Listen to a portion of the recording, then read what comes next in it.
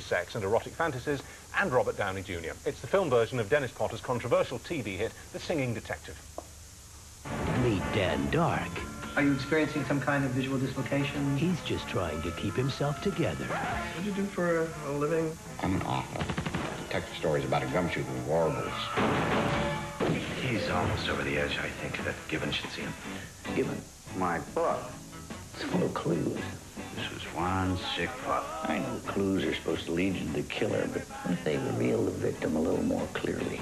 Mr. Dark? Now, in order to put the pieces together, You can look, but you better not touch. he'll have to revisit the mysteries of his past. What happened to your mother? This tree bark. It's tempting to believe that the poisons of the mind have erupted onto the surface of the skin. Come to grease me, did you? If you're ready. Oh, nice to see you. Nice to see you. Nice to meet you. We saw a preview of it last night, and it's a stonker. I mean, just let's explain the plot a little bit to anybody who didn't see the original series, because it's quite complex. Like Potter himself, your character, Dan Dark, is suffering from this dreadful skin disease. Yeah. Psoriasis. Yes, a virulent form. Yeah. Hospitalized by it. In a sense, all the sort of the visions you get as doctors and nurses and everybody, and sort of singing and dancing and everything, it's you sort of losing a grip on reality, really, isn't it? Yeah, they call it visual dislocation.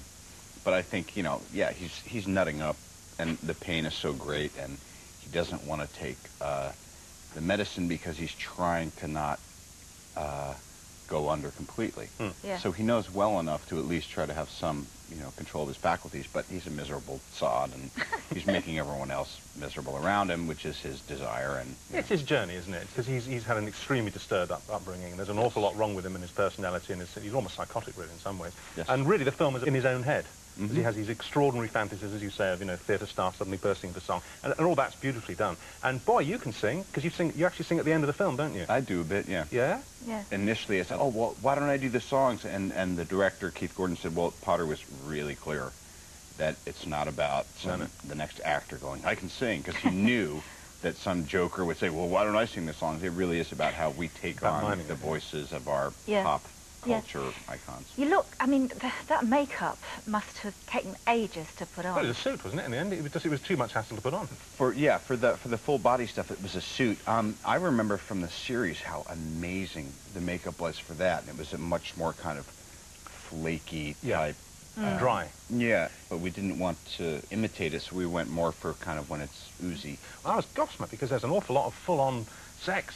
Which is fine, as far as I'm concerned, you know. Yeah. But a lot of full-on sex in the first 5 minutes. In fact, our 17-year-old son was in the room with us, and, you know, of course, he's our son, so he would be embarrassed, but it's all kind of, whoa, no, my mum and dad are in the room with it, I can't watch it.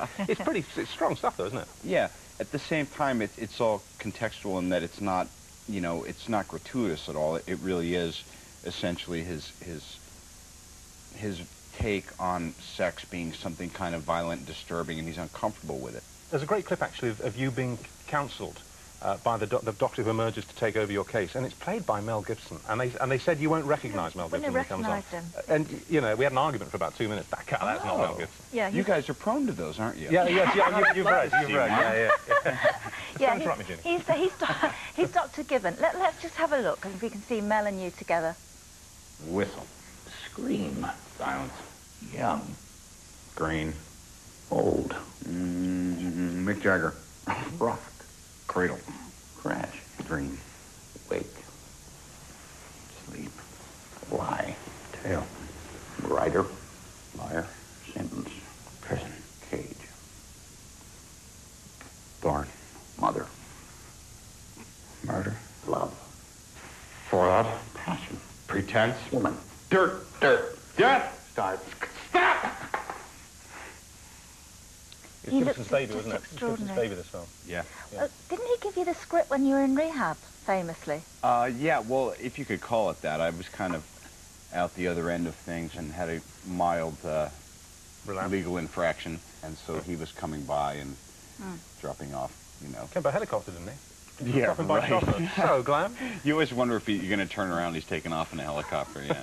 Yeah. Fantastic. Well, listen, we won't dwell on all the rehab thing, but I have to tell you, and this is a British perspective, and it's only my perspective, and I'm not speaking on behalf of all our viewers, but certainly in this country, I think we've got a damn sight more of a civilised attitude towards people who do occasionally slip into drugs problems. Because it seems to be, reading the reasons that you've done time in jail, it's simply that you've been found to have been using drugs at a time when you're on probation, and that's an infraction, and you got banged up for nearly 3 years on one occasion, and not really served over one, just for using drugs, not selling them or pushing them or dealing with them. A lot of Europeans would think that was pretty damn harsh, to be honest with you. Well, yeah, and yet every case is different, and what it was I basically was going back to the same judge time and time again, or a couple times, and he got fed up.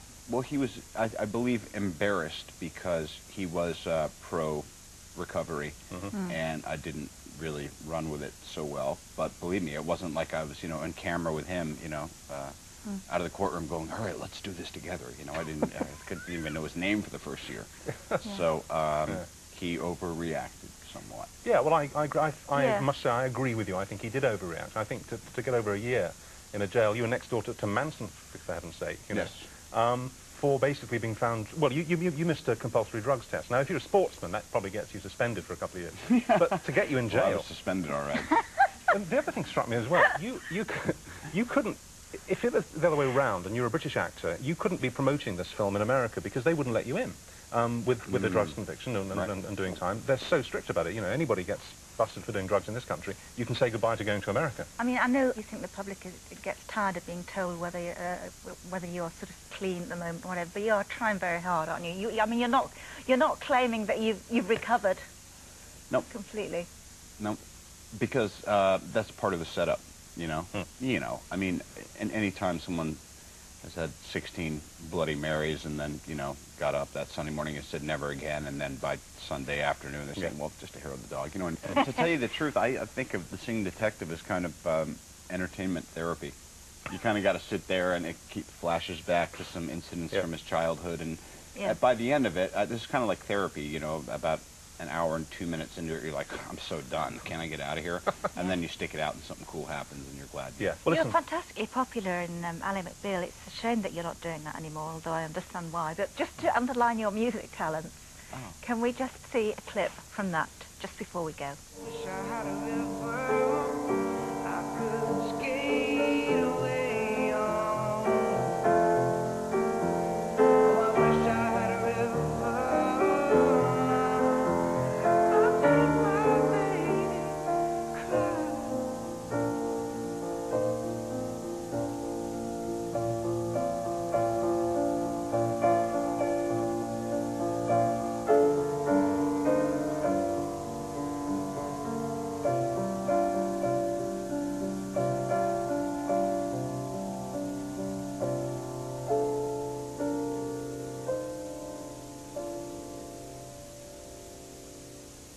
You're very good. Fantastic. I know that was Joni Mitchell, but was that your arrangement on the keyboard? Vonda Shepard, who did all the music for Ally McBeal, arranged it, I just showed up and sang. Well, it's good to see you. Thank you. And good to see you looking well, and the very best of luck with the film. Appreciate it. Deserves Thanks for having me on. Great pleasure. Okay. Thank you. Now, ever since the stories...